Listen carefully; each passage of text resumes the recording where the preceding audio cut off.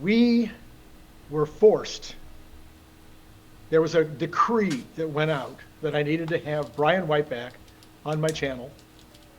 They didn't give me any reasons why. It's kind of like, things that happen to you on YouTube and Facebook where they don't tell you why. In this case, it was the opposite of censorship.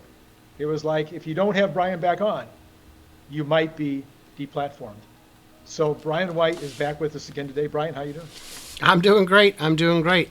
Just taking some notes here of who I am. So I've got Brian here. That's good. Good, good. Yes, I have a Brian in my family, as you may remember. My son is Brian. Is yours with a Y or an I? With an I. With an I. His too. Well, two, I guess, but. Yes, at least two. Yes. Okay, well, Brian is going to talk to us today about the factories, the future factories, not the factories that are already up and running. Well, yes and no. Anyway, this is Randy Kirk. If you like this kind of stuff, if you like having Brian on, this is the time to hit the like button. Follow Brian in all of his various endeavors across the infosphere. That would be YouTube. That would be YouTube and Twitter. Those are the main ones. Yeah. Hit his Patreon too. He can use it, please. I could. Okay. I can use it too. All right, let's go. I am concerned. I understand. Being driven crazy. I am an ex-factory guy. I understand, setting these objectives and setting my sights on getting a facility open or getting a product on board at a certain time. And I do know that things can get in the way. But Reno, that was announced months ago, the expansion of Reno. The Mexico factory was supposed to be fully permitted by the end of March, and we were supposed to be shoveling dirt months ago. They wanted you and I to come down there and help. And then there's Shanghai, which I know we've heard all kinds of things about whether Elon went there to beat them up so that they would allow him to continue to expand the Shanghai facility. Anyway, those are my three questions. You have 20 minutes to cover that. Well, let's go all the way back to Fremont first. Fremont's got a permit to do some reconstruction there, and I think we're going to see a little bit of modernization. When? To be determined.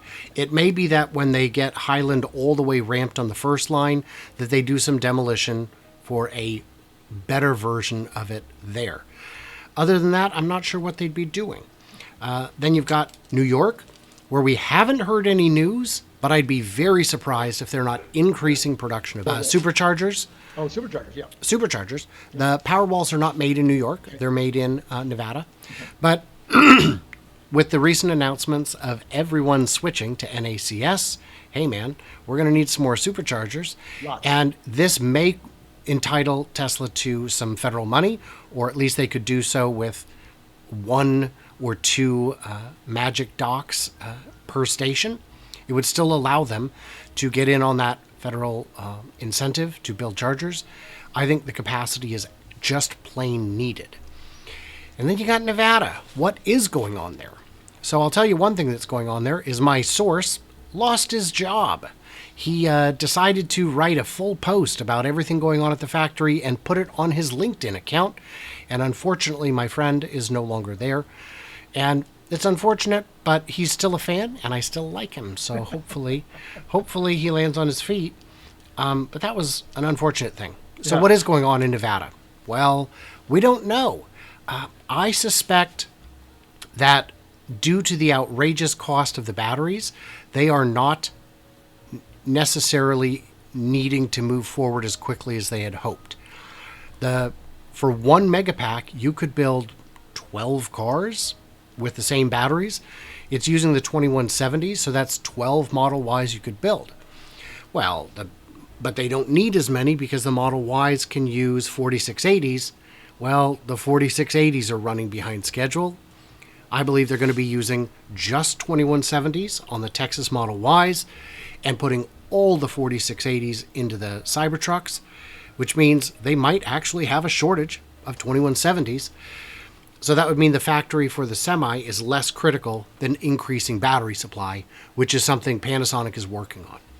The factory for the Semi, I believe, will be built very quickly, a year-ish, in part because a semi production line is much simpler than a car production line, and the margins on them hopefully are sufficient to make it worthwhile.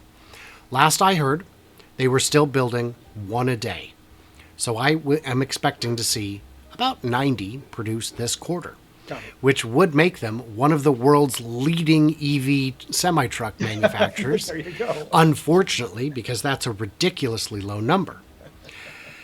Then we've got Shanghai was the next factory. Yes. And what's going on there? It's tough to say because the drone footage is limited right now. But as far as we can see, nothing.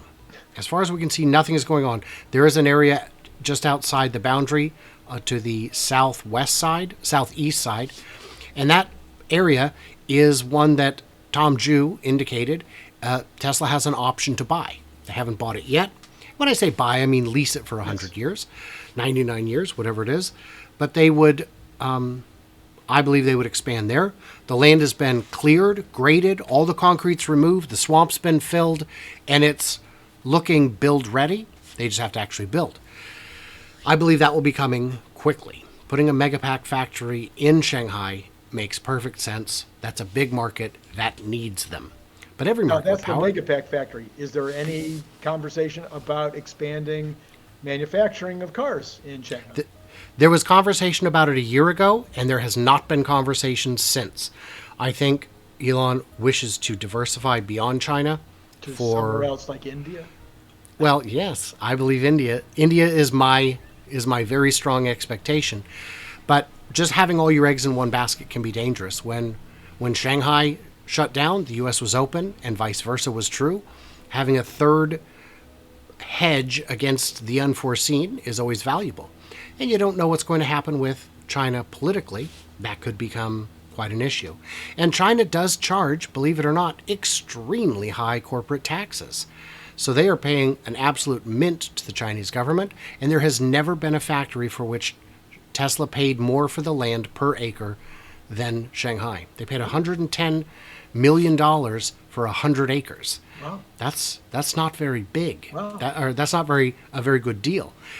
Comparatively, they paid 60-ish million after incentives for the land in Texas, which is 25 times bigger. Wow. They paid 60 million for the land in Berlin, which is about 15 times bigger. So it's expensive. It's no longer the cheapest place to do business, even though they're very, very good at it. So in terms of another factory there, we just don't know. Will the Model 3 line be rebuilt and demolished, like I suspect in Fremont? One clue that the answer is yes is they never put solar panels on that part of the building. Oh. All the other parts of the building, if you got flat roof, they put solar panels in, but the Model 3 line, which is the only part of the entire plant that's one story, has no solar panels. Interesting. Yeah. I watch from the sky. It's what I'm good at. In Germany, expansion is moving really well. They've cleared the rest of the land. They've got a new batch plant being built, I suspect. It sure looks like a place to store sand and gravel at the far northeast. And they're still constructing things around the site. But I think they're in a phase where they're just waiting for permitting to move forward there. But we haven't heard anything official, so we don't know. But you wouldn't clear all that land and start building a new batch plant just for fun. And they've also increased production. No one's talking about this because they don't look at it closely enough. But the loading and logistics lot where the cars go out, there's now 2 of those, one at each end of the site. So that tells me that volume may have increased. Just a speculation. So, quick question on Berlin. It seems to me that the original plan, when they first announced Berlin, was that they were going to make Model 3s there as well. Is there anything on that subject? No, I have only heard that as a rumor, and only years ago. It doesn't look like that's going to happen. They can get enough Model 3s out of China to satisfy the European market, it appears. I think they're going to go straight to the compact. It could be that the second Giga Nueva Leon style factory would be in Berlin. So that raises the question: where are they going to make the Gen 3 car in Shanghai if they don't add space? India. I don't know. Maybe. It's tough to say. I don't think India has necessarily good trade agreements with China, but I know India is very hostile to importing cars, and I imagine every country they do business with takes a similar approach in the other direction. It's similarly hostile, yeah. Right. It's similar. If we're going to be hostile, this is not my game, my friend. It's yours. So in Germany, I think the demand for compact cars in Europe is extremely high compared to the U.S. I think that's going to be the next model there. Got it. So then we've got Texas. We're almost to it. So then we've got Texas, and if you've seen the drone footage, it is endless construction. They've always got new footings going in. They've always got new everything going in. If you're asking where are the backhoes, maybe they're all in Texas. It sure looks like it. So I think that's that. And now to Mexico. And Mexico is, it's behind schedule, in my opinion, but only barely. They didn't say that the permits were ready for application in March. They said they expected groundbreaking in a couple months. He might have even said 2, but it was 2-ish is what I took from it. And we are now 2-ish months out. So if we're behind schedule, we're only just behind schedule. And there is some benefit to getting things lined up. You know, there's a lot of moving parts in factory construction. Everything needs to get there at the right time, and any one of the bottlenecks could slow it down.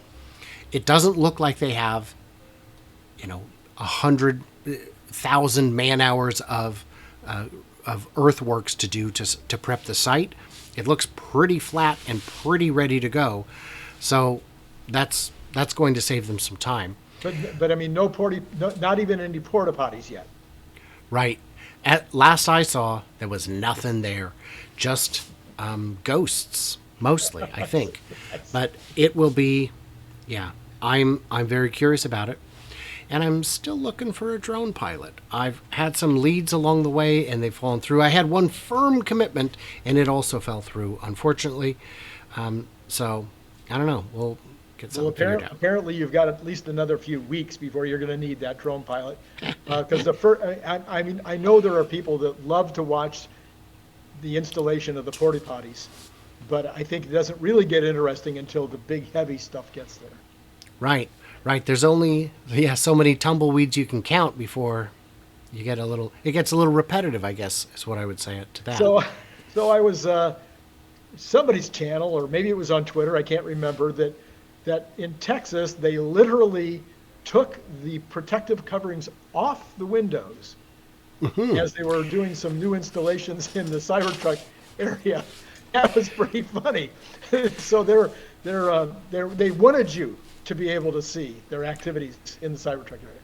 That's right. That was on Friday. Joe Techmeyer caught that early morning hours, and he had been tipped off that was going to happen, so he went ahead and got in early so he could catch it with the light inside shining through.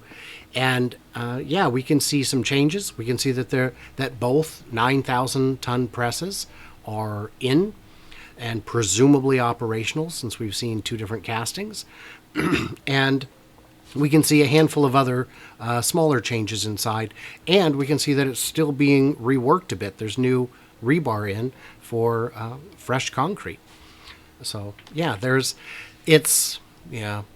I saw a great one a while back. It was leaked photo of the Cybertruck casting, and you look at the picture and you're like, that's not leaked, my friend. That's on display in front of an open bay at a part of the factory where it has no business being, but the drone pilots generally start right there. So that's the opposite.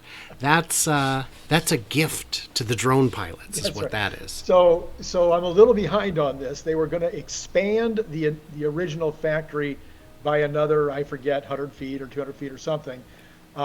Is that taking place? It is. They've already started removing the walls on the south end. They've already finished regrading the ground, pulling up the road that was there, and now they've I think almost finished sinking the continuous flight auger pilings, and the walls are coming down. It's going to expand probably more like hundreds of feet. I see. it's going to make the building very close to a mile.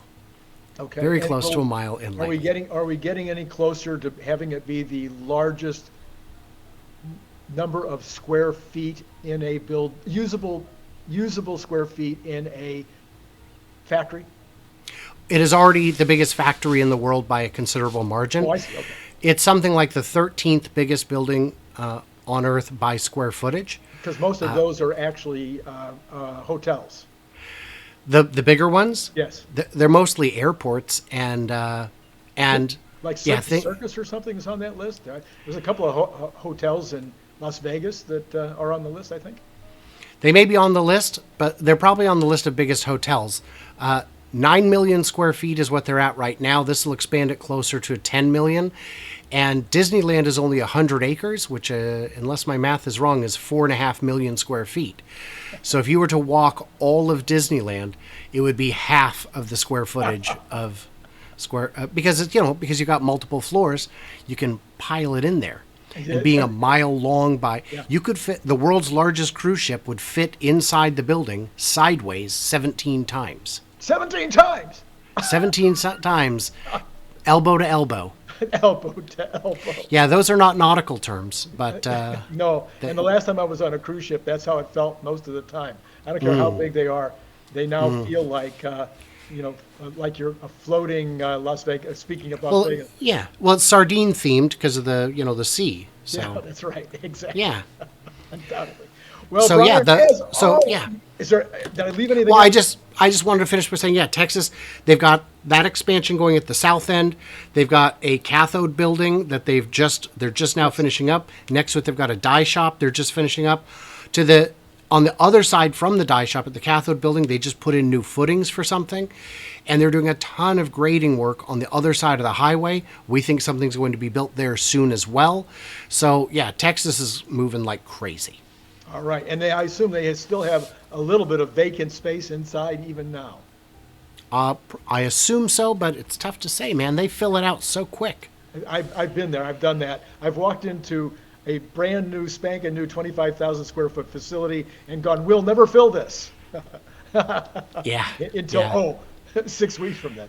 Anyway. Are the neighbors looking to move out? Because we're kind of getting a little squished here, folks. Yes, sir.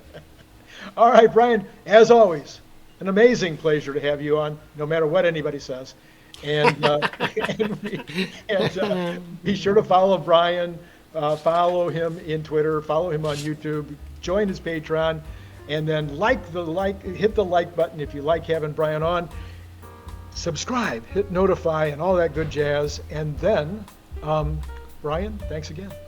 Thank you, Randy. And it's been great talking to y'all. Click the link below to get your paperback, Kindle, or audiobook now.